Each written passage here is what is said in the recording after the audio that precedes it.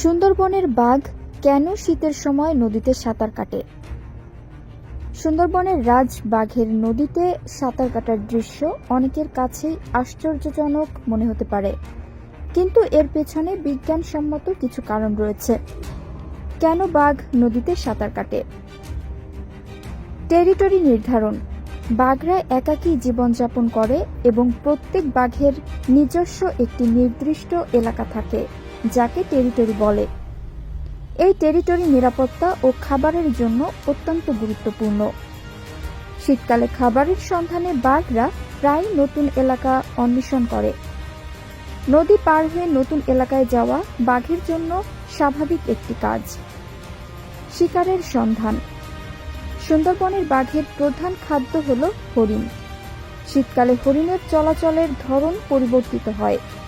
হরিণরা খাবারের সন্ধানে নদীর পাড়ে বা দ্বীপে আসে, তাই বাঘরাও তাদের শিকারের খোঁজে নদীতে নামে।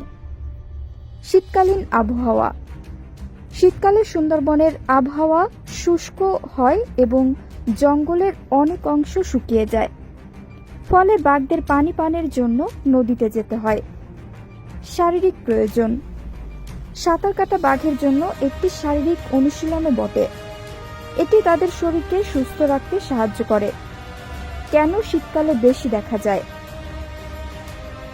পানির স্তর কমে যাওয়া। শীতকালে নদীর পানির স্তর কমে যায়, ফলে বাঘদের জন্য নদী পার হওয়া সহজ হয়। জঙ্গলের ঘনত্ব কমে যাওয়া। শীতকালে জঙ্গলের ঘনত্ব কমে যাওয়ায় বাঘদের চলাচল সহজ হয় এবং তারা খোলা জায়গায় বেশি দেখা যায়। পর্যটকদের উপস্থিতি। শীতকালে সুন্দরবনে পর্যটকদের সংখ্যা বৃদ্ধি পায়, ফলে বাঘদের দেখার সম্ভাবনাও বাড়ে। সুন্দরবনের বাঘের নদীতে সাঁতার কাটার পেছনে বিভিন্ন কারণ রয়েছে। এটি তাদের স্বাভাবিক আচরণের একটি অংশ।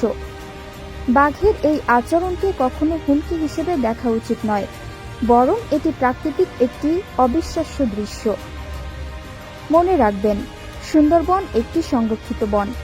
এখানে বাঘের সাথে সরাসরি যোগাযোগ করা খুবই বিপজ্জনক। সুন্দরবন ভ্রমণের সময় সবসময় বন বিভাগের নির্দেশনাবলী মেনে চলুন।